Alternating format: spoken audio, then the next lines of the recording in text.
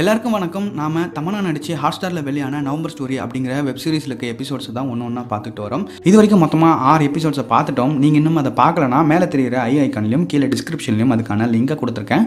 மறக்காமல் போய் பாருங்கள். அப்போ தான் இது வரைக்கும் என்ன நடந்ததுன்னு உங்களுக்கு புரியும். அது மட்டும் இல்லாமல் இந்த வெப் சீரிஸோட கடைசி எபிசோடும் இதுதான். இந்த எபிசோட் பேர் தான் ட்ரூத், எல்லா உண்மையும் தெரிய போகுது அப்படின்னு சொல்லிட்டு டைட்டில் வச்சுருக்காங்க. வழக்கம் போல் ஒரு ஃப்ளாஷ்பேக். 16 நவம்பர் 1995 அன்றைக்கி திருநெல்வேலியில் நடந்த பஸ் ஆக்சிடெண்ட்டில் 43 பேர் இறந்து போகிறாங்க. ஸோ அவங்களுக்கு போஸ்ட்மார்ட்டம் பண்ண நம்ம இயேசு கிட்ட தான் சொல்கிறாங்க. ஸோ அன்றைக்கி நைட்டே 43 டெட் பாடிக்கும் போஸ்ட்மார்ட்டம் பண்ணுறாரு. கூட அந்த ஆளுங்களாம் நாங்கள் ரொம்ப டயர்டாக இருக்குங்க, நாங்கள் சரக்கடிக்க போகிறோம்னு சொல்லிட்டு போயிடுறாங்க. இவர் அதுக்கப்புறம் ரிப்போர்ட் எழுத போகிறாரு. அப்போ இன்னொரு லேடி பாடியே இருந்தது அப்படின்னு சொல்லிட்டு அதை எடுத்துக்கிட்டு வராங்க. அந்த லேடி ப்ரெக்னெண்ட்டாக இருக்காங்க. அவங்க வேறு யாரும் இல்லை, அது நம்ம தமன்னாவோட அம்மா தான். வெப் சீரிஸோட ஸ்டார்டிங்கில் ஒரு பஸ் ஆக்சிடெண்ட்டில் ஒரு சின்ன குழந்தை அழுதுகிட்டு இருந்ததில்ல, அந்த சின்ன பொண்ணு வேறு யாரும் இல்லை, அது தமன்னா தான்.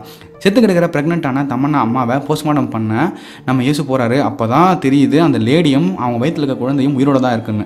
நம்ம இயேசுக்கு பயம் வந்துடுது, இன்னும் உயிரோடு இருக்காங்கன்னு. தமன்னா அம்மா என் வயிற்றில் இருக்க குழந்தைய எப்படியாவது காப்பாற்றுங்க அப்படின்னு கெஞ்ச இயேசு, இல்லைம்மா என்னால் முடியாது, உங்களுக்கு வேறு தலையில் அடிபட்டிருக்கு, ரத்தம் அதிகமாக போயிட்டுருக்கு, இப்போ நான் குழந்தைய வெளியே எடுத்தேன்னா நீங்கள் செத்துருவீங்க, இல்லைனா குழந்தை செத்துருன்னு சொல்ல தமன்னா அம்மா நான் செத்தாலும் பரவாயில்ல குழந்தையை காப்பாற்றுங்கன்னு சொல்கிறாங்க, கெஞ்சுறாங்க.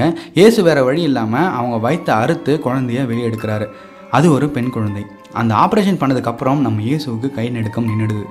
என்னடா இது, இத்தனை வருஷம் இந்த கை நடுக்கம் இருந்துச்சு, இப்போ நின்றுடுச்சே அப்படின்னு யோசிக்கிற இயேசு இப்போ கெட்டவனாக மாற ஆரம்பிக்கிறாரு. இந்த குழந்தை நமக்கு எவ்வளோ ராசின்னு இயேசு யோசிக்க ஆரம்பிக்கிறாரு. இந்த தமன்னா அம்மா உயிரோடு தான் இருக்காங்க, குழந்தைய எப்படியோ காப்பாற்றிட்டீங்க, என்னையும் காப்பாற்றுங்கன்னு இயேசுக்கிட்ட கேட்குறாங்க. அதே சமயம் தான் பொண்ணையும் காட்டுங்கன்னு சொல்கிறாங்க. ஆனால் இயேசு இல்லை, இந்த பொண்ணை உங்ககிட்ட காமிச்சு உன்னை நான் காப்பாற்றிட்டேன்னா நீ இந்த பொண்ணை தூக்கிட்டு போயிடுவேன், அப்புறம் என்னோடய லக்கு போயிடும், என்னோட இந்த கை நடுக்கம் எனக்கு திரும்பி வந்துடும் அப்படின்னு சைக்கோ மாதிரி யோசிக்கிற நம்ம இயேசு என்ன முடிவு பண்ணுறாருன்னா, நீங்கள் என்ன சொன்னீங்க, என் பொண்ணை காப்பாற்றுங்க, நான் செத்தாலும் பரவாயில்லன்னு சொன்னீங்க, நான் அவங்க பொண்ணை காப்பாற்றிட்டேன், நீங்கள் செத்துடுங்கன்னு சொல்லி அவங்கள விட்டுடுறான். அப்படி அவங்க துடிக்க இறந்து போகிறத பார்த்துட்டு போயிடுறான். அடுத்த நாள் காலையில் நம்ம தமன்னா அப்பா கணேசன் சின்ன வயசு தமன்னாவை கூட்டிகிட்டு தன்னோட ஒய்ஃப் வயிற்றில் இருந்த குழந்தை என்ன ஆச்சுன்னு இயேசுக்கிட்ட கேட்க வராரு. அப்போ இயேசு, குழந்தை உயிரோடு தாங்க இருந்தது, நான் அதை எடுத்து என்னோடய ரூமில் வச்சேன், அப்போ அங்கே ஒரு பொம்பளை வந்து அதை எடுத்துகிட்டு போயிட்டாங்க, அவள் இங்கே தான் பக்கத்தில் சுற்றிக்கிட்டு இருப்பான், அந்த பொம்பளை அவள் ஒரு 6 அடி இருப்பா, கால் தட்டி நடப்பான் அப்படின்னு சொல்லிட்டு அடையாளம் சொல்லிவிட்டு விடுங்க, உங்கள் குழந்தை இறந்துட்டான்னு நினச்சிக்கோங்க, இருக்கிற ஒரு குழந்தையாவது ஒழுங்காக பார்த்துக்கோங்கன்னு அட்வைஸ் பண்ணி அனுப்பிடுறாரு. அதுக்கப்புறம் அந்த குழந்தையை சாவித்திரி கிட்ட கொடுத்து அவங்கள கூட்டிகிட்டு ஹைதராபாத்துக்கு ட்ரான்ஸ்ஃபர் ஆகி வந்துடுறாரு. ஒரு நாள் அந்த குழந்தைக்கு 3 வயசு இருக்கும்போது பயங்கரமான ஃபீவர் வருது. அதுவரை அந்த குழந்தை நல்லா தான் இருந்தது. அப்போ இயேசு அந்த குழந்தைய பார்த்துக்கிட்டு அது கூடயே இருக்கிறது, அதை பிரியாமல் இருக்கிறத பார்க்குற சாவித்திரி, என்ன இவ்வளோ பாசமாக இருக்கீங்க, நாளைக்கே இந்த பொண்ணுக்கு கல்யாணம் ஆகி போயிட்டா நீங்கள் என்ன பண்ணுவீங்கன்னு கேட்க, இது நம்ம இயேசு மனசில் ஆழமாக பதிஞ்சுது. அதனால் அவர் என்ன யோசிக்கிறாருன்னா, அவளுக்கு மனநிலை சரியில்லாமல் கடைசி வரை நம்ம குழந்தையாவே நம்மக்கிட்டே இருக்கணும் அப்படின்னு சொல்லிட்டு சின்ன வயசுலேருந்து மூளை பாதிக்க மாத்திரையை கொடுத்துக்கிட்டு வரார். அடப்பாவி, இப்படியே அந்த பொண்ணு வளர கொடுத்துக்கிட்டு இருக்கான். அந்த டாக்டர் பொண்ணு வந்து சாவித்திரிக்கிட்ட இப்படி இயேசும் இந்த பொண்ணுக்கு ட்ரீட்மெண்ட் பார்க்க முடியுமான்னு உசுப்பேத்த சாவித்திரி இந்த கேள்வியை போய் இயேசுக்கிட்ட கேட்க, இத்தனை வருஷமாக இந்த கேள்வியை நம்மக்கிட்ட கேட்கல, இவன் இப்போ கேட்குறான்னா என்னவோ நடந்திருக்குன்னு சொல்லி என்ன நடந்திருக்குன்னு நோட் பண்ண ஆரம்பிக்கிறாரு.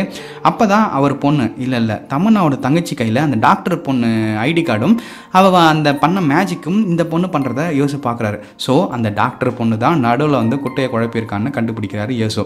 அதுக்குள்ளே இந்த டாக்டர் பொண்ணு அந்த மனநிலை பாதிக்கப்பட்ட பொண்ணான இயேசு பொண்ணு அப்படின்னு சொல்லப்படுற தமன்னா தங்கச்சியோட பிளட் சாம்பிள் எடுத்துகிட்டு போய் அவளுக்கு எந்த ப்ராப்ளமும் இல்லை, இயேசு கொடுக்குற மாத்திரையால் தான் ப்ராப்ளம் அப்படின்னு சொல்லிட்டு கண்டுபிடிச்சி நம்ம சாவித்திரி கிட்ட சொல்கிறான். ஆனால் அடுத்த நாளே அந்த பொண்ணு கொல்லப்படுறா. அவளை கொன்னது வேறு யாரும் இல்லை, நம்ம இயேசு தான். அது மட்டும் இல்லாமல் அந்த பொண்ணை இந்த 3 பசங்க தான் ரேப் பண்ணி கொண்டாங்கன்னு போஸ்ட்மார்ட்டம் ரிப்போர்ட் கொடுத்துட்றான். இந்த 3 பசங்க சாவித்திரி கிட்ட என் ஃப்ரெண்டை அவன் கொண்டுட்டான், அவளோட கடைசி ஆசையான தமன்னாவோட தங்கச்சியை தமன்னாக்கிட்டே ஒப்படைக்கணும் அப்படிங்கிறது தான், நீங்கள் தான் அதுக்கு எங்களுக்கு ஹெல்ப் பண்ணணும்னு சொல்லி சாவித்திரி கிட்டே ஹெல்ப் கேட்பாங்க. இப்படி தான் சாவித்திரி அந்த பொண்ணை கூட்டிகிட்டு சென்னை வந்திருப்பாங்க. அந்த பசங்க கூட தமன்னா வீட்டுக்கு வந்திருப்பாங்க. அதுக்கப்புறம் தான் இங்கே கொலை எல்லாமே நடந்தது. இந்த விஷயத்தை எல்லாம் அந்த ஹைதராபாத் பையனும் ஹேக்கரும் போய் தமன்னாக்கிட்டே சொல்லிடுறாங்க.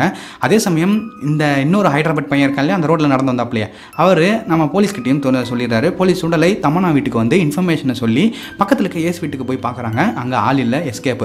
போலீஸ் அவனை கண்டுபிடிக்க தேட ஆரம்பிக்கிறாங்க. அதே சமயம் தமன்னோட அப்பா வீட்டிலேருந்து நான் என் சின்ன பொண்ணை காப்பாற்ற போகிறேன்னு கிளம்புறாரு. தமன்னா கிட்ட மைனா இந்த விஷயத்த சொல்ல, தமன்னா எங்கள் அப்பா அப்படியே தேடி போகிறாருன்னா கண்டிப்பாக அவருக்கு அந்த இயேசு எங்கே இருப்பான்னு தெரிஞ்சிருக்கும், அப்படின்னு சொல்லிட்டு அவர் கிறுக்கி வச்ச செவுத்துல போய் பார்க்குறாங்க. அங்கே ஒரு அட்ரஸ் இருக்குது. அந்த அட்ரஸ் வேறு எதுவும் இல்லை, அந்த சர்ச்சு சிஸ்டர் ஒருத்தர் இருந்தாங்க இல்லையா, சின்ன வயசுலேருந்து இயேசு ஒருத்தவங்க கிட்ட வளர்ந்தானே, அந்த அட்ரஸ் தான் அது. தமன்னா ஒரு வேளை அப்பா இங்கே தான் போயிருப்பாருன்னு தெரிஞ்சு அந்த இடத்துக்கு இப்போ கிளம்புறாங்க. இவங்க நினச்ச மாதிரி இயேசுவும் அங்கே தான் இருக்கார், தமன்னா அப்பாவும் அங்கே தான் இருக்கார். தமன்னா அப்பாவை இயேசு கட்டி போட்டு வச்சுருக்கான், அவரை கொல்லவும் போகிறான்.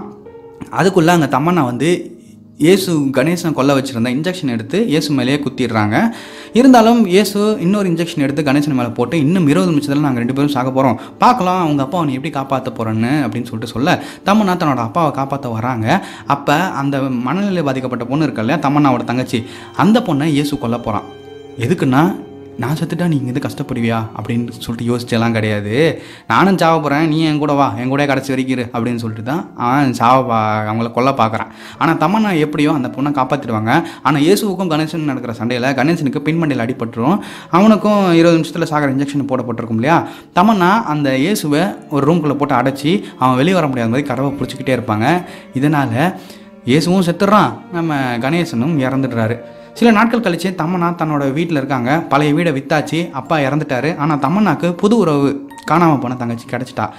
வீடை விற்ற காசை வச்சு தமன்னா தன்னோட தங்கச்சிக்கு ட்ரீட்மெண்ட் பார்க்க ஆரம்பிக்கிறாங்க. அதோட இந்த சீரீஸ் முடியுது. இந்த சீரீஸில் நல்லா தான் இருந்துச்சு, நல்லா இல்லைன்னா சொல்ல முடியாது. எனக்கு தெரிஞ்ச 2 மைனஸ் சொல்கிறேன். முதல்ல இருக்க மைனஸ் என்ன அப்படின்னு சொல்லிட்டு பார்த்தோம்னா, இதில் இருக்க இன்வெஸ்டிகேஷன் மெத்தட் இல்லை. தமன்னா தான் அந்த பொண்ணை பார்த்தேன், அந்த லேடியை பார்த்தேன், நுங்கம்பாக்கம் ரயில்வே ஸ்டேஷனில் இறங்கி போயிட்டாங்க இப்படின்னு சொல்கிறதுல எந்த ஒரு பிரச்சனையும் வரப்போகிறதில்ல. தமன்னா இந்த விஷயத்த சொல்லியிருக்கலாம், சொல்லியிருந்தா கேஸ் இன்னும் கொஞ்சம் இதுவாக போயிருந்திருக்கும்.